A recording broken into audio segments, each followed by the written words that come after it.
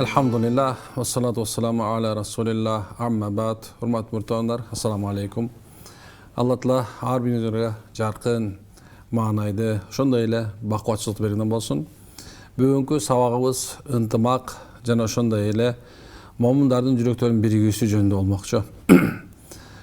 Албетте ынтымак, ошондой эле тазалык бул экөө бир турат.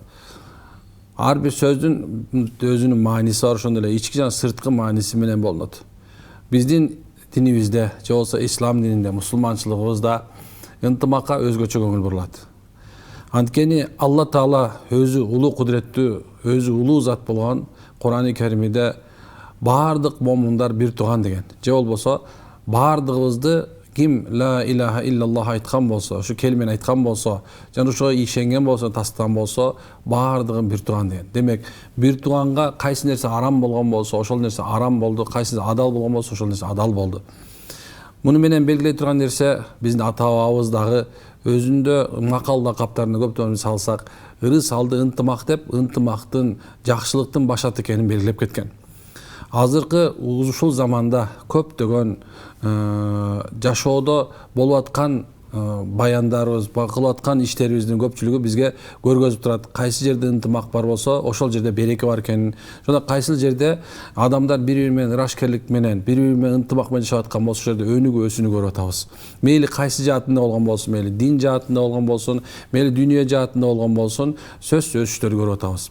Демек, ислам бул ынтымакка чакыруучу дин. Кимде ким ынтымакты кармаган болсо, мисалды айткан болсок, эң карай турганыбыз биринчиси эмне экен? Бир момун менен момундун бир тууганчылыгы. Ошол эле мезгилде үй бүлөнүн ичиндеги бири-бирине болгон ынтымагы. Бул өзгөчө шарттар карайт. Бул жерде пайгамбар саллаллаху алейхи вассаламдын заманында болгон окуяларга туура келе турган болсок, пайгамбар саллаллаху алейхи вассалам качан Меккеден Мединага көчкөндө сахабаларды же болбосо өзүнүн жанында жүргөндөрдү, ошондой эле аларды күтүп алган нусрат кылуучуларды, сахабалардын ичинде мухажир жана ансор деп айтабыз, көчүп баруучулар жана тосуп алуучулардын ортосунда ынтымакты бири-бирине байлаган. Же болбосо бирине бирин жардам кылышка үгүттөгөн. Ошондо аны Меккеден көчүп келгендерди Мединага күтүп алып, алардын баардыгына тең өзлөрүнүн эң жакшы ынтымак, эң жакшы мамилесин көрсөтүшкөн. Эң жакшы мамилеси дегенибиз, керек болсо алар өзүнүн үйлөрү болгон болсо, ошо бир үйүн беришкен, базарда ордулар болсо, базарда ордун беришкен, эгер малды болуп турганса, малынан бөлүп беришкен, керек болсо субханалла жашоосунда канча акчасы болгонсо ошолорду бөлүп бергендиги туурасында биз өз тарыхтарыбызда билебиз. Азыркы мезгилде ынтымактын жоктугунан канча деген үй бүлөлөрдүн ажырап кетип аткандыгын, ошол эле мезгилде канча деген достордун кол үзүп кетип атканын, канча бизнес партнерлордун бири-биринен ажырап атканын көрүп атабыз. Демек, ынтымак деген сөз эч качан өзүнүн актуалдыгын жоготпой тургандыгын билдик. Азыр карап турган болсок, мисалы улут менен улут бири-бирине ынтымак болбосо, экөөнүн ортосунда чыр-чатактын аркасынан канча деген адамдар өтүп кетип атат бул дүйнөдө. Ошондой эле намазда тургандар, ийиндери бири-бирине тийип тургандар дагы ынтымактуу болушун Алла Таала буйруган, унутпашыбыз керек экен. Ушул заманда дагы көп адамдар өзүнүн дининде сезгени менен, бирок жүрөктөрүндө нифак деп коебуз, эки жүздүүлүктөр барларын көрүп жүрөбүз. Же болбосо бир жамаатка каршы болуп атканын көрүп атабыз. Же болбосо бир устаздын шакирти бир устазга каршы болгон, бирок бул нерсенин баардыгын жогото турган бул иман экен.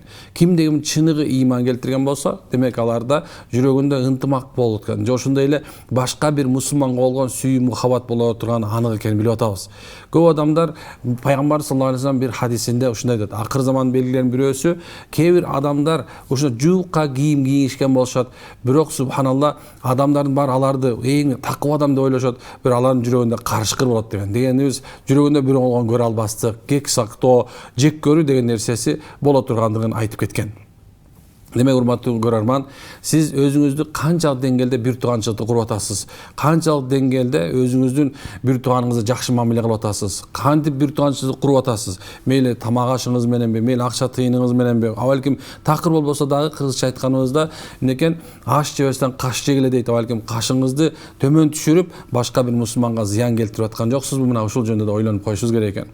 Демек, пайгамбарыбыздын үммөтүмүн деген адам өзүнүн башка бир мусулмандар адамдар кылып аткан мамилесине өзгөчө көңүл буруш керек. Анткени себеби биздин динибиз ислам бул көңүлдүн дини. Биздин ислам динибиз бул мамиленин дини. Ошол себептен имам Шафи рахмаллаху тааладан сурашканда, сиз бизге бир жакшы бир китеп жазсаңыз, биз такыба бололу, Кудайдан корко тургандардан бололу, бир туган кура тургандар бололу дегенде, имам Шафи рахмаллаху таала айтат, мен ал китепти жазып койгонмун, соода китебин карабайсыңар деген экен. Карасак, көрсө бул соода китеби дегенибизде соодада канча нерсе бар, мамиле бар экен. Ошондой эле мындай бири-бирине болгон субханалла канча ишкерликтин ичинде бири-биринин көңүлүн кароо бар экен. Эгерде эки ишкер бири-бирине урушуп кете турган болсо, бири-бирине көңүлдөрү субханалла төп келишпей кала турган болсо, анда ошол кылып аткан иши дагы талкаланып жок болуп кетет экен. Ошол себептен жашоодогу баардык нерсе мамилеге байланышат экен. Демек, ошонун ичинде ынтымак бул биринчи орунда туранын унутпашыбыз керек. Көп вакыттарда азыркы мезгилде суроолор келген мезгилде ушул үй бүлөнүн ичинде ынтымактын жоктугун айтышат. Жана сурашат, канткени биз ынтымакты курабыз, канткени биз кайра ынтымакты мурункудай жашап калабыз деп суроолорду беришет. Бирок айта турганга жооп бирөө эле. Эгерде бирөө акмак болуп аткан болсо, бирөө жакшы болуп койсун деп айтабыз. Же болбосо бир жаманга бир жакшы дегендей, кээ бир вакыттарда субханалла биздин жашообузга оорчулуктар келгенде өзүбүздүн гана эгоист болуп гана, эгоист дегенибиз субханалла мен өзүңдүн гана туура көрүп, башка бирөөнүкүн туура көрбөстөн, мынекен ушундай бир жанагындай бир ынтымактын кетип калып атканын көрүп атабыз. Ал эми ынтымак кеткен жерде береке болбаганын айтабыз. Сүйүктүү пайгамбар саллаллаху алейхи вассаламдан кайсы үйдө ырыс жаңжал болуп турган болсо, ынтымак болбой турган болсо, ошол үйдөн 40 күнгө чейин Алланын жакшылыгы кетип кала тургандыгын кабары жетип айтылган экенин унутпашыбыз керек. Демек, мейли мамлекет арасында болсун, мейли улут арасында болсун, мейли диндарлардын арасында болсун, мейли ишкерлердин арасында болсун, эми үй бүлө бул өзүнчө бир мамлекет. Мына ошол үй бүлөнүн ичинде, ошондой эле бир туугандардын арасында, достордун арасында, ошондой эле кошуна менен кошунун ортосунда мынекен жакшы мамиленин, ынтымактуу болушу бул имандын шарты, исламдын шарты жана ахиреттин шарты болуп эсептелет экен. Эмне үчүн ахиреттин да шарты деп айтып атабыз? Анткени себеп бул дүйнөдө адамдар мамилени бузуп коюшу мүмкүн. Бирок ахиретте ал мамилени бузган үчүн жооп бериши сөзсүз боло турганын унутпаш керек экен. Бул дүйнөдө имандуу адамдар бири-бирине мамилени курушат, ынтымак курушат. Ошонун аркасында сөзсүз ахиретте Алла Тааланын улуу кудуреттүү Алла Тааланын жаратып койгон эң жакшы жайы бейиш бар экенин унутпашыбыз керек экен. Демек, бул жерде эң чоң нерсе бар экен. Бул эмне үчүн бүгүн биз ынтымак жана тазалык экөөнү бир койдук? Анткени себеп алдындар тазалыктын эки жагын айтат. Пайгамбарыбыздан келе турган нерсе айткан хадис шарифиде айтылат, тазалык бул имандын жарымы деген. Хадис чечмелөөчүлөр тазалык жөнүндө эки түрлүү айтышкан. Биринчи бул адамдын субханалла ички тазалыгы. Же болбосо ички тазалыгында Алла менен болгон мамилесинде эки жүзүлөнбөстөн, чын ыхластан Кудай Таалага сыйынуусу. Ошондой пайгамбарыбыз жакшы көрүүсүндө пайгамбарыбыз саллаллаху алейхи вассаламга кылган мамилеси, пайгамбарыбыз сүннөтүнө кылган мамилеси ыхлас менен, Кудайдан коркуу менен, ушу пайгамбарыбыздын көрсөткөн сүннөт тарикка жолу мен үчүн туура жолду көрсөтүүчү деп ушундай бир коркуу менен, үмүт менен, сүйүү менен пайгамбарга мамиле кылуусу дейт. Ошондой эле Куран менен болгондо мамилеси дейт. Анткени Куранда Алла эмне адал деген болсо адал деши, эмне арам деген болсо арам деп ошону кабыл алышы бул ички тазалык болуп эсептелет экен. Ошондой эле андан дагы чоң тазалык дейт, инсандын ахиретте боло турган, өзүнө боло турган мамиледен коркуусу, мына бул анын тазалыгынын белгиси. Билсеңиздер керек, көп адамдардан сиздер көрүп атасыздар, намаз окуп аткан адамдарды көрүп атасыздар, ушундай бир диндар адам көрүп атасыздар, бирок ондай оозунан ак ит кирип кара ит чыгып атканын көрүп атасыздар. Кээ бирлер субханалла анда бир жашоодо бир бизге жат болгон нерселерди кылып атканын көрүп атасыздар. Ошо менен айтып атат, бул адамдар эмнеди, бул намазбы, диндар ушундай болобу деген суроолорду берип жүргөнүздөр бар. Жок, көп вакыттарда субханалла биз сырткы тазалыкка көңүл буруп алганыбыз бар, бирок ички тазалыкка көңүл бурбай койгон көп вакыттар бар азыр. Алган илими амалына, алган илимине амал кылбаган себептен сырткысы ичкисине караганда мындай кандай сулуу көрүнүп, бирок ичинде капкара кир болуп турганын көрүп атабыз. Демек, ички тазалык ушул боло турган болсо, сырткы тазалыгыбыз болсо, биздин Алла Таала өкүм кылып качан ибадатка барганда бизге даарат алууга, ошондой эле субханалла эрди айылык мамиледен кийин, ошондой эле аялдар тазалангандан кийин, ошондой эле улуу болгон жума күнүнө жума күнүнө дагы эмнекен тазаланып жуунушубузду буйруган экен.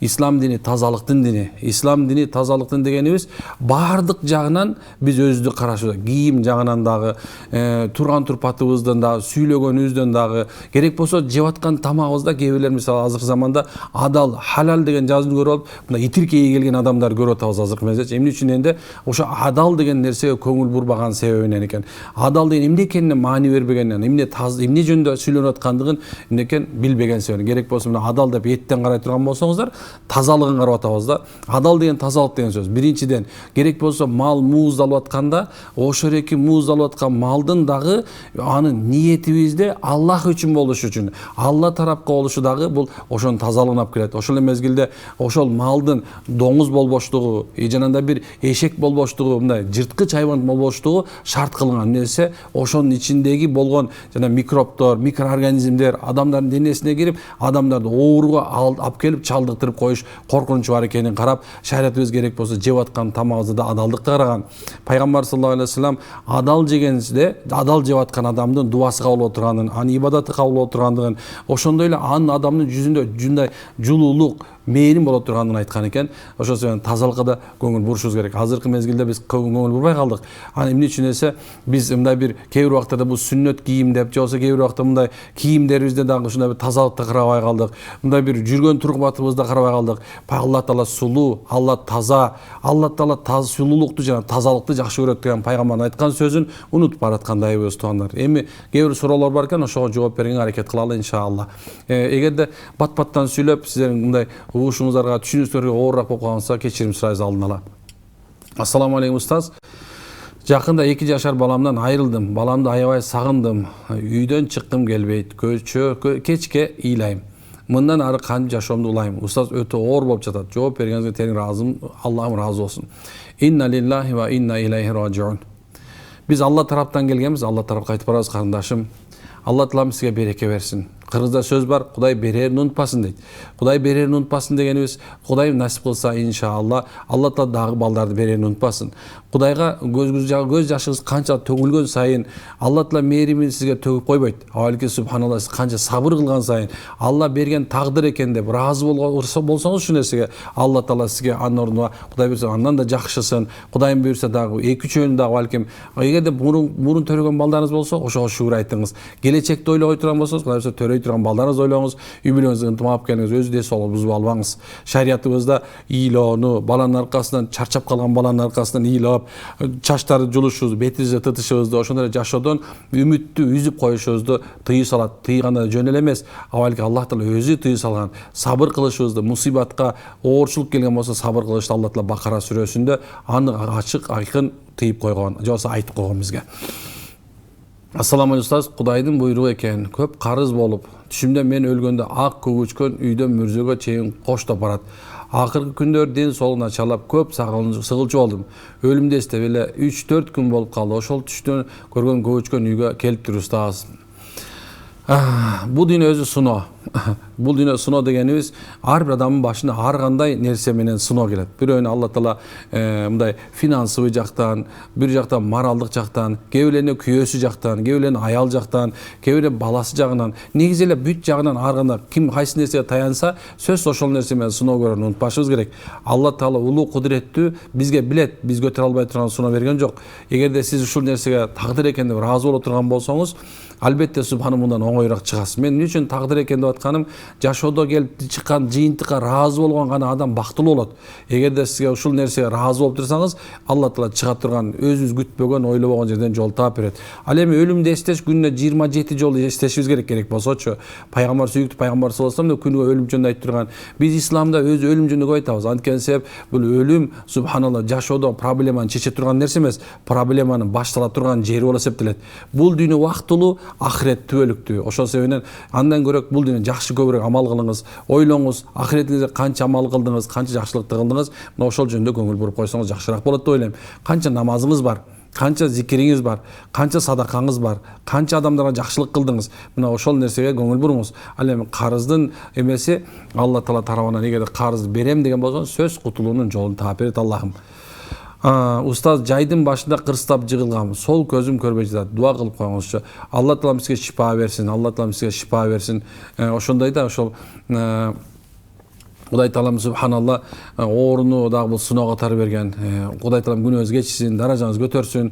Эгерде кичине калган жер көзүңүз көрүп аткан болсо, буту колу иштеп аткан болсо, ошо шүгүр айтыңыз. Алла таала шүгүр айткандарды жакшы көрөт жана көбөйтүп берет иншалла. Демек, урматтуу угурлар, биз жана тазалык жөнүндө сөз кылып аттык. Тазалык бул исламдын шарттарынан бириси. Керек болсо ибадат болгон, эң чоң ибадат болгон намазга дагы кирүү үчүн бизге Алла таала намаздын алдында даарат алышты, намаздын шарты катары койгон. Демек, ушу тазалыкка көңүл буралы. Денебизди ибадат жагынан дагы, ошондой эле мындай күнүгө мисалы жуунуп тазаланууга, өзүбүздү таза кармоону балдарыбызга үйрөтөлү, өзү да үйрөнөлү иншалла. Саламатсызбы? Акыркы убакта энергия жок болуп эле жатып калдым. Көп элдин арасында да кыйналып кетем. Уйкум көп келет. Ошо онкологиядан лечение алып атам. Кара дуба көз тийген эмеспи? Эми субханалла, врачтар эгерде айткан болсо, көбүрөөк нерсе мындай, өзүңүз врачта көрүнүп аткан экенсиз, Кудайым шифа берсин сизге. Көп убактарда баягы ушул нерсе жөнүндө айтканда көз тийген эмеспи, кара дубаланып калмасын деп баягы эң акырында чечим чыгарабыз ошол жөнүндө. Бирок ошондо болсо дагы өзүңүз тамактарыңызды өз убагында ичкенге аракет кылыңыз. Кичине болсо кыймыл аракет кылыңыз. Анан жаман ойдон алыс болуңуз. Стресстен чыкканга аракетинде кылыңыз. Жакшы адамдар менен баарлашыңыз. Анан күнүгө өзүңүзгө Фатиха сүрөсүн окуңуз. Анткенсе уламалар айтат, эгерде кимге көз тийген болсо, күнүнө субхана Фатиха сүрөсүн 41 жолу багымдат менен, сүннөт менен фардын ортосуна окуса, иншалла Кудай таалам шифа берет, Кудай таалам субхана ошонун жолун таап бере тургандыгын айткан. Ошондой эле кээ бир алымдар айтат, кимде ким күнүнө мисалы кечиндеби же эртең мененби Аятул Курсини 7 жолу сууга мына ушундай сууга алып, өзү дем салып туруп анан күнү ичип жүрө турган болсо, ошол адамга иншалла сыйкыр, көздөн сакталып калат деп айткандары бар. Демек, ушуга да көңүл буруп, мындай айтканда Куранга көңүл буруңуздар, зикирлерге көңүл буруңуз. Анан эң өзгөчөсү садакага. Анткени садака күнгө келе турган баладан куткарат иншалла. Садака көп берген адам, Кудайым буйрса, оору келген болсо жеңил болот, кырсык келген болсо жеңил болот. Эгер болбой турган нерсе болсо, Алла таала ишиңизди илгери кылып, жашооңузду өйдөлтүп кете берет иншалла. Саламатсызбы? Мен экинчи аял болуп тийгем. Жолдошум азыр боюмда бар. Жакында көз жарам, Кудай буйрса. Машаллах, Алла таалам сизге береке берсин. Жолдошум мага көңүл болбойт. Жумуштан келип эле телефон менен жатат. Менен сүйлөшпөйт, уят нерселерди көрөт. Ал уят нерселерди көрбөш үчүн жана мага көңүл бөлүш үчүн эмне кылсам болот? Эми субханалла, ошондой экинчи аял болгондо экинчи турмушго дейм, экинчи анткени себеп экинчи турмуш болгон болсоңуз, эми кандай болгон күндө дагы Кудай таалам сизге береке берсин, жакшы төрөп алыңыз. Анан күйөөңүзгө жакшы мамиле кыла бериңиз, даватка чыгарыңыз. Мынакей дават деген бизге жакшы нерсебиз бар, жакшы берекеттүү жолубуз бар. Ошондой алымдардын арасында кошконго аракет кылыңыз. Анча-мынча досторуна бир аз эме кылыңыз. Эми адамдар кээ убактарда жана күнөөгө басып кеткенден, жүрөктөр каратак басып кеткен күнөөнү оңоюраак кылып баштайт. Ошол себептен Кудайым сактасын. Андан чыгаруунун жолу бир эле жакшы мамиле кылып, жакшы насааттарды айта бериңиз иншалла. Саламатсызбы? Мен 17 жаштамын. Хижаб кийип намаз окуучумун. Шарттарга байланыштуу чечип койгом. Эле кандай күнөө дейт. Эми субханалла, кайра кийип алыңыз. Албетте кыз кишинин балакаттан өткөн болсоңуз, мындай ачынып жүрүшүңүз жакшы болбойт. Эми шартка байланыштуу болгону кандай шарт болушу мүмкүн билбейм. Чечип салуу үчүн эмне деген шарт болуш керек? Аял кишини негизи Алла таала жабынууга буйрган. Бул буйрук, менин эжелерим, карындаштарым, бул буйрук, Кудай тааланын буйругу. Ар бир аял киши жабынышы шарт. Денесин мындай жабыш кылбай, кененирээк кийип жүрүшүн Алла таала парз кылган. Ошол себептен бул парзды ойнобогонго аракет кылыңыздар. Ойнобо десе кээ бирөө анда кийбей кое турушум керек эмес. Авалги кийбей жүрүүдөн коркуңуздар. Кимден кийип туруп чечип койгон болсо, андан метен корксун. Анткени себеп бул Кудай тааланын буйругуна каршы чыгып алкем субханалла, туура эмес бир күнөө ишти кылдыңыз. Ассаламу алейкум ажекем. Алейкум салам. Мен военныйда иштейм. Чөйрөң кандай болсо ошондой болосун дегенде, чөйрөм жаман, баары ичет чыгат. Эмне кылсам, иштен чыксамбы? Чыгайын десем, башымда кичине мушкиле бар. Жумушсуз каламын деп корком. Жүрөк карайгыдан карайып чөгүп баратам. Burada гражданский жашоомдо иман даамы сагын, Аллах разы болсун. Машалла, сизде эки даража бар экен. Биринчиси, сиз военный болушуңуз, сиз мамлекеттин чоң бир, мындай десем, эң маанилүү бир кызматында экенсиз, мамлекетти коргоодо экенсиз. Кудай таалам сизге береке берсин, машалла. Бул жол өзгөчө, анткени аскер болуш, мамлекетти коргош, бул өзүнчө сооп болуп эсептелет. Эгерде сиз рибат деп коет, жанагындай бир пограничник болгон болсоңуз, андан бетер эки эсе соогуңуз көбөйөт, машалла.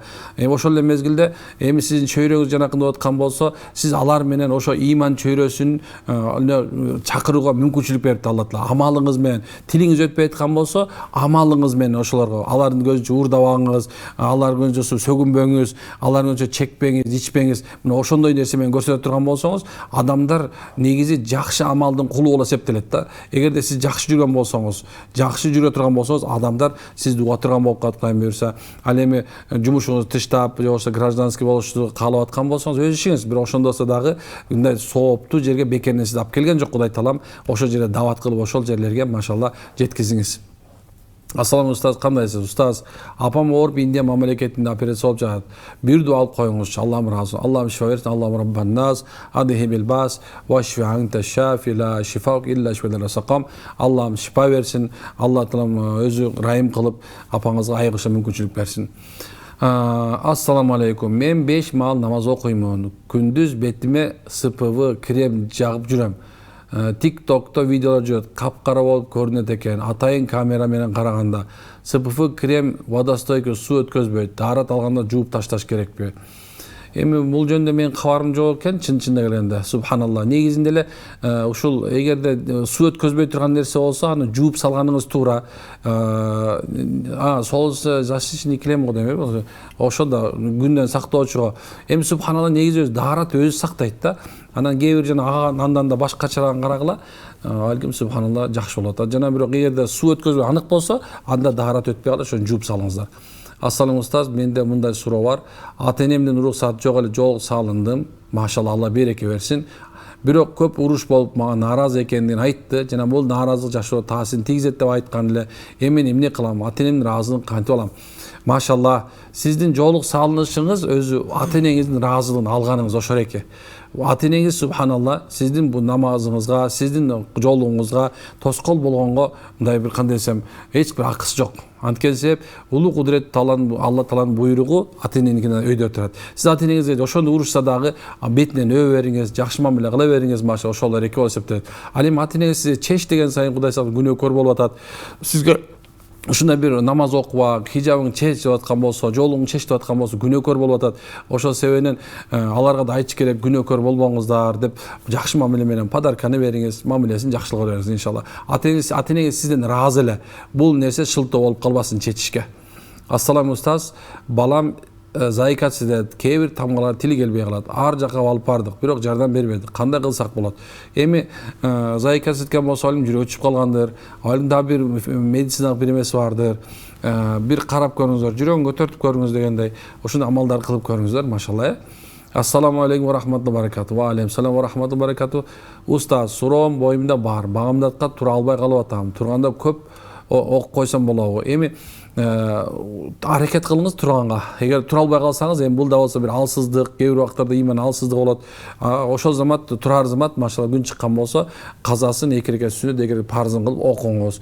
Бирок ушул боюңузда бардыктан уктап калсаңыз, эгер ойгонуп алып жата берсеңиз, анда күнөө болуп калат.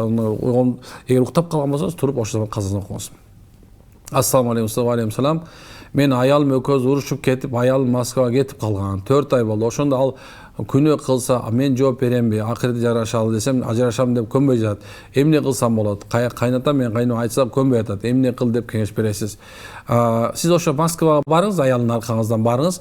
Москвага барып, ошол аялыңыз телефон менен эмне бербей, баягы кичине болсо да иттик менден кеткен экен. Мен туура эмес мамиле кылып алып турмун деп, камчыңызды моюңузга илип алып, үй бүлөңүздү сактап калганга аракет кылыңыз. Анан эми субхана жөндөн жөн болбойт да тура. Мисалы жөндөн жөн эле эч качан ажырашпай, жөндөн жөн гана бир нерсе бул бир нерсе туура эмес. Ошол себептен абалким уруп койдуңуз, абалким сөгүп койдуңуз, абалким намысына тийдиңиз. Же болсо кээ бир эркектер бар, мисалы алса, аялын жакшы камсыздабайт, кээ бирөө сабайт, же болсо бир кемсинтет. Бул аял деле келеден кечке эле мынтип тура берсе эле бирөө мындай байкуш эмес да, ага да жакшы мамиле кылыш керек болот. Ошол себептен аны барып, ошо үй бүлөңүздү сактап калган аракетинде болуңуз. Эгер такыр болбой турган болсо, бир аз убакыт бериңиз абалким. Анан эгерде аялыңыз ошол жерде зына кылса, ошол жерде сумжан иштерди мындай туура эмес кылса, сөзсүз сиздин мойнуңузда күнөө болуп каларын унутпашыңыз керек экен, субханалла. Бир акмакчылык менен, сиз такыр укпаш менен жана динсиздиктин себебинен болот аткан болсо дагы, эми Алла ырайымын алар, бирок ошондо болсо дагы үй бүлөңүзгө жакшы мамиле кылганды унутпаңыз. Мен студентмин жана жатаканада жашаймын. Душ дааратканага бөлмөнүн ичинде. Бөлмөм тар болгону үчүн намаз окуганда ошол душ дааратканага тарапты карап окуп калат экенмин. Намаз кабылбоо. Боло берет, эчтеке болбойт. Эчтеке болот, окуй бериңиз, машалла. Кыбла өзү парз болуп эсептелет. Анан эми ал жерде такыр шарт болбосо ошол эле туура окуй бериңиз, намазыңызга бекем болуңуз. Биз үчүн, мусулмандар үчүн баардык жер жүзүнүн баары тең мындай намаз даараткана жай намаз болуп эсептелет. Биз каякты карасак да, кай жер жүрсөк дагы дааратканага болобу же болсо кай жерде болсо окуй беребиз. Ассаламу алейкум рахматуллахи баракатуху. Намазымды тургузуп бир амал, намазды тургузууга бир амал айтыңызчы суранам. Туруш керек. Ошол туруп анан намазыңызга бекем болгонго аракет кылыңыз, туруп эле окуп баштаңыз. Анан кийин ошол намаз окуган адамдар менен бирге болуңуз. Алла Таала өзү айтпайбы бизгечи, рүкүү кылуучулар менен, сажда кылуучулар менен бирге болгонго аракет кылыңыз. Мына ошондо иншалла туура болот. Ассаламу алейкум, мен студентмин, намаз окуйн деп жумуш иштей албай калам. Иштесем намаз окубай калам. Баарын тыштап намазга өтсөм өзүмдү кантип багам дейт. Бул деле мындай шылтоого кичине анча-мынча шылтоо да булчу. Анткенсе оңой эле нерсе. Намаз керелден кечке эле намаз окуй бербейсиз да. Эртең менен мынакей саат 6:30 чейин окуп койсоңуз болот.